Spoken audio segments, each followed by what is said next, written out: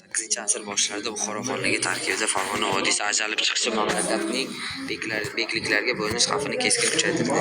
18-asr 40-yillariga kelib esa Buxoro xonligida siyosiy va iqtisodiy inqiroz yanada kuchaydi. Ashtarxoniylar sulolasi so'nggi vakili Abdulfayzxon siyosati natijasida xalqning moddiy ahvoli og'irlashdi. Eron shohi Nodir shohning Buxoro davlatiga hujumi mamlakatning asosiy shaharlari bo'lgan Buxoro va Samarqandning ular tomonidan egallanishi va talanishi oqibatida siyosiy vaziyat yana murakkablashdi.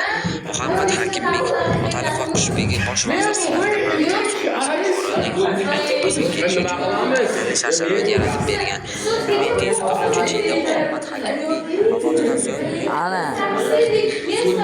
ustiga egaligidan foydalanib hokimiyatga intiladi. Otasining o'rniga xayrlashishga majbur bo'ladi.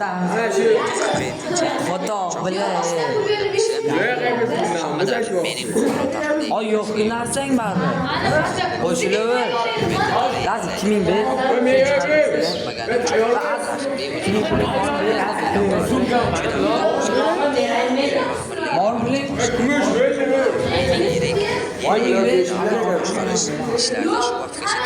To'xta Laz. Chiqarib kelaylik. Hokimning amakisi Doniyol Beyga o'tadi.